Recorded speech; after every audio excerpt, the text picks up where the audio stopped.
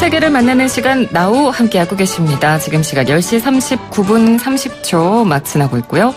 이번에는 역사 속에서 세계를 배우는 시간이죠. 세계사로 뉴스 읽기.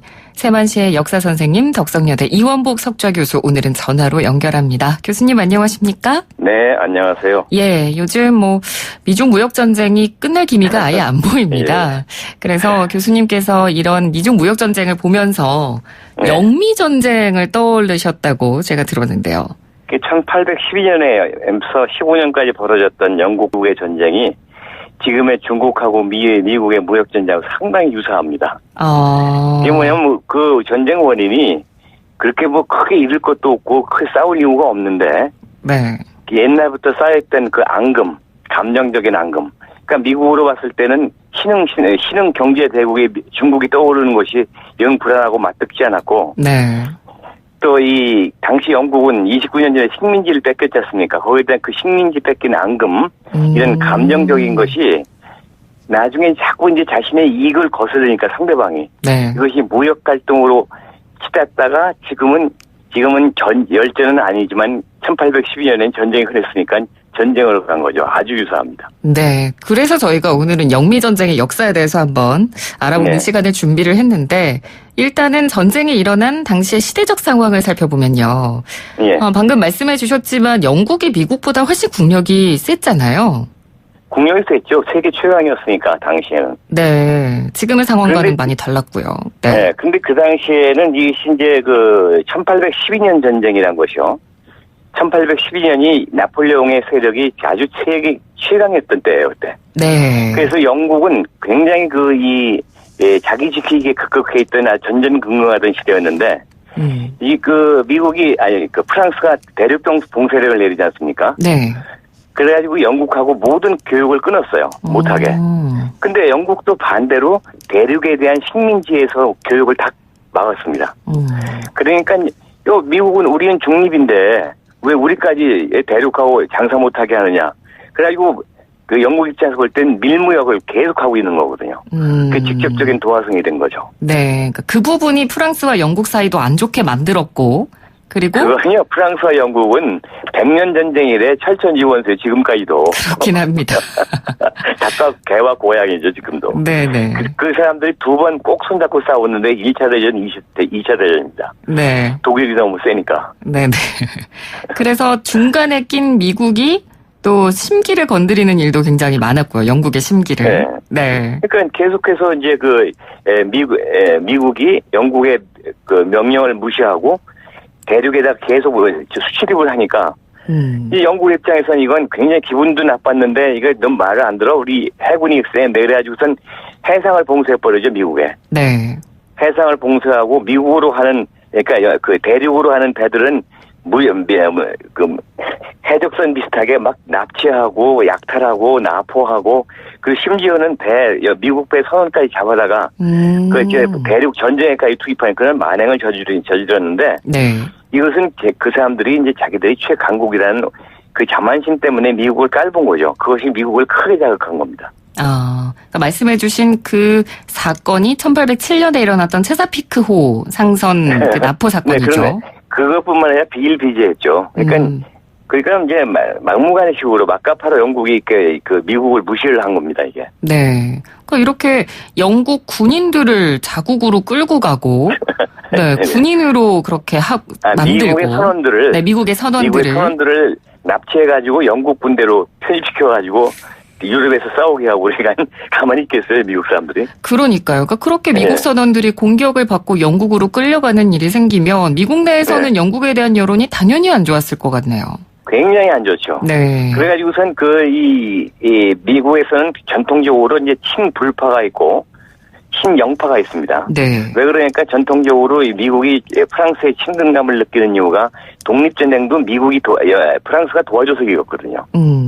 그래서 이제 그 당시 상황이 어떻게 됐냐니까 나폴레옹이 러시아 침공하기 전이라서 최강이었는데 영국은 자기 본토 지키기에 급급하고 전전긍긍하고 그리고 이 당시에 영국 군대가 있는 것은 캐나다에 있었는데 당시 캐나다 인구가 50만밖에 안 돼가지고 미국 인구가 700만이니까 14분밖에 안 돼요. 여기 그 영국 군대가 얼마나 있습니까? 영국에서 군대가 오려면은 5,000km를 와야 되는데, 그러니까 네. 미국으로 봤을 때는 본국 군대는 멀리 떨어져 있고 캐나다에는 영국 군대가 얼마 없고 네. 유사시에는 나폴레옹이 도와줄 것이다. 이거 한번 해야 되게 할 만하다. 그래가지고 선전포고를 하게 된 거죠. 그러니까 그 전에는 원래는 당시에는 전쟁 불사 여론이 막 들끓었는데 당시 미국 대통령은 전쟁을 네. 안 하려고 했다가 네, 그 제퍼슨 대통령이 물러난 다음에 네. 들어왔던 그다음에 이제 제임스 메디슨 대통령이 네. 이제 메디슨 대통령이 들어오면서부터 제퍼슨은 굉장히 이 친불파고 굉장히 또 저기 용의 주산분이에요. 네. 이 양반은. 그래가지고 전쟁은 안 된다 해가지고 계속 이제 말렸는데 이 영국의 행패가 점점 심해지고 그러니까 약간 좀 심각한 메디슨은 그 강경파의 말을 무시할 수가 없지 않습니까? 네. 그러니까 결국은 이제 이 영국이 굉장히 궁지에 몰렸던 1812년 그때는 이제 유럽 대륙은 나폴레옹 완전히 장악했고 러시아 침략 직전이니까 영국이 힘이 약하다 이때다 해가지고선 강경파말 들어서 선전포고를 한 거죠. 네. 그렇게 이제 영미 전쟁이 시작이 된 건데 예. 당시에 두 나라가 전쟁을 치를 만한 상황은 또 아니었다고 하더라고요. 그렇죠. 미국이라고 그래봤자 그때 전쟁을 치른 것이 이제 그 독립전쟁 치른 다음에 전쟁을 치른 적이 없지 않습니까? 네. 그러니까 제대로 된 군대가 있을 리가 없고 근데 영국은 지금 본토지키에 극파니까 파견할 군대가 없고 그러니까 전쟁이 한둥 하다 지지부지하게 된 거예요, 이게. 근데 그러다가 갑자기 미국의 그 계산과 다르게 이 전세가 역전돼 버리죠. 왜 그러냐니까 나폴레옹이 러시아 침공했다, 1812년에. 네. 완전히 아주 풍지박산되지 않았습니까? 네. 그러니까 영국이 이제 그래서 1814년에 나폴레옹이 쫓겨나니까 영국이 이 미국 한번 본때를 봐라, 이제. 그래가지고 나폴레옹하고 싸우던 그 군대를 전부 이제 4,000명이나 되는 군대를 미국에다 돌려가지고선 네덜란드에 상륙해가지고 미국을 완전히 풍비박산을 냈죠. 그게 이제 프랑스와 강화 조약을 1814년에 체결하고 이제 본격적으로 밀어붙인 거죠. 밀어붙인 거죠. 그래서 네. 영국 군대가 와가지고 워싱턴을 점령해가지고 다 불태워버리고 그때 백악관도 불태워버렸죠. 근데 이제 이때 중요한 게 뭐냐면 그걸 보면서 미국 사람들이 처음으로 자기들이 미국이라는 민족의식에 싹이 있습니다, 이게. 그 일을 계기로요. 네. 민족주의가 그때 싹이 트기 시작해가지고 영국 군대의 그런 행포를 보면서 미국인들이 분연이 일어나가지고 민족정신 무장해서 아주 강렬하게 저항을 하니까 영국이 당황한 거죠. 그 민족주의 이야기를 본격적으로 하기 전에 그 백악관이 화이트하우스라고 불리게 된 계기도 바로 이때 만들어졌다고 들었거든요. 네, 그렇죠. 영국 군대가 백악관을 불태워버렸는데 그 건물 구조가 벽이 단단해가지고 벽은 안 무너졌어요. 그러니까 거기다가 나중에 보수를 하면서 그 끄름을 없애기 위해서 거기다 흰색을 칠했거든요, 벽에다가. 네. 그래서 이제 사람들이 화이트하우스, 백악관이라고 부르기 시작했죠. 화이트하우스가 그렇게 유래가 된 거군요. 예. 근데 정식으로는 나중에 이제 후보 대통령 때 와서, 이제 프랭클린 루즈벨트 대통령이 때 와가지고 정식으로 백악관이라고 부르게 됐죠. 화이트하우스가 공식 명칭이 된 거죠. 영국군이 지른 불에 그을린 자국을 흰색 페인트로 칠하면서 화이트하우스가 됐군요. 네. 이렇게 화이트하우스라고 불리게 된 계기도 재미있는데 또 역사 속에서 우리가 재미있는 부분이 있더라고요. 미국의 한 변호사가 그 전쟁 당시에 좀 즉흥적으로 시를 썼는데 그 시가 지금의 미국의 국가가 됐다고요. 네, 프랜스 스캇 키라는 사람이 이제 변호사인데요. 그 메릴랜드 그 앞을 지나가다가 그 영국이 아주 박살을 내고 간 데 아닙니까? 상륙해가지고. 근데 그 새벽에 동토 오는데 그 완전히 초토화된 그 맥헬리 요새에서 성조기가 막 통탄에 뚫린 채로 휘날리고 있는 거예요. 여명에. 그래가지고선 이 사람이 감동을 해가지고 you can see 그 미국 그 시 가사 있지 않습니까? 그걸 쭉 시를 썼죠. 그것이 쭉 오늘날의 미국 국가가 된 겁니다. 그게. 그러니까 이 전쟁이 미국의 민족주의를 일깨우고 있다는 중요한 계기를 준 그런 전쟁입니다. 네, 그래서 그 미국 국가의 제목이 성조기여 영원하라입니다. 그렇죠? 네. 스타 스팽글드 배너라는 거죠. 네. 그래서 그렇게 미국인들의 가슴에 이게 감동을 전하면서 널리 퍼졌고 민족주의가 만들어지면서 미국의 국가가 탄생이 된 거죠. 그렇죠. 네. 민족주의 정신이 탄생, 미국의 정신이 탄생이 된 거죠. 네. 앞서 말씀해 주신 대로 미국의 수도인 워싱턴을 영국군이 그렇게 불태우기까지 했는데 결국 전쟁은 미국에게 유리한 쪽으로 흘러갔죠. 그렇죠. 아무래도 영국은 계속해서 5,000km 떨어진 데 군사를 보내와야 되고, 네.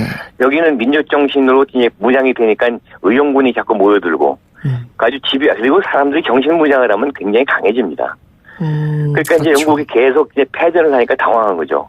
야, 그러지 말고 우리 사실 알고 보면 우리 얻는 것도 없는 전쟁 아니냐.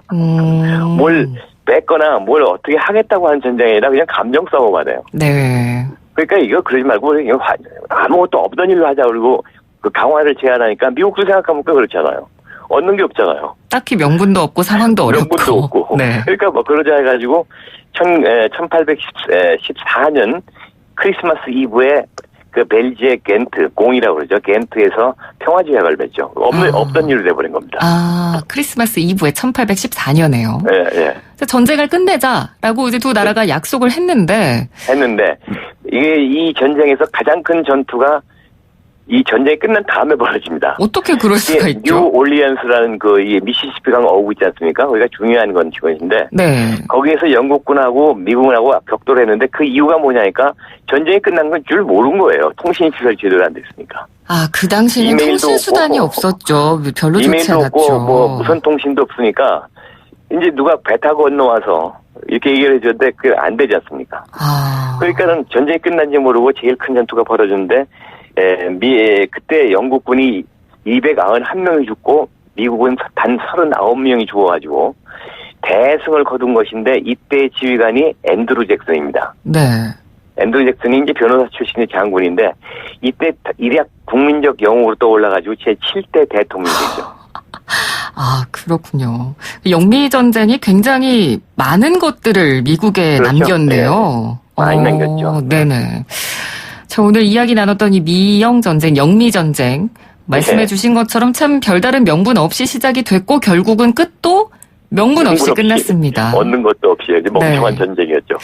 근데 하지만 당시에는 세계 최강이 영국이었는데 그 영국을 미국이 꺾으면서 대외적으로는 국가 위신이 크게 높아진 거잖아요. 위상이 굉장히 높아졌죠. 네. 굉장히 그리고 내부적으로도 민족주의를 결속시키는 역할도 했고. 그래서 이제 하나의 미국이 탄생하는 이 전쟁이 시작할 때만 해도 친영파들은 전혀 안 도와줬어요.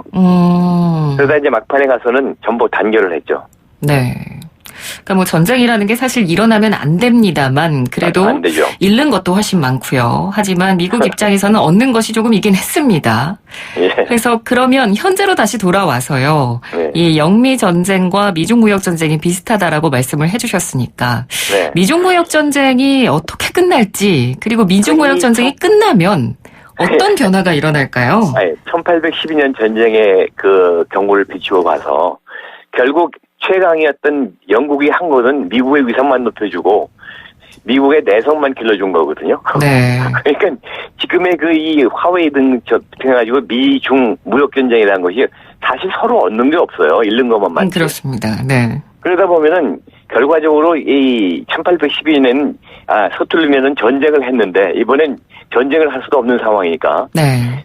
선거 때까지 미국 선거 때까지 무역전쟁은 계속되겠지만 결과적으로 미국이 있는 게 많을 겁니다. 왜냐니까 중국의 내성만 키워주는 거니까요.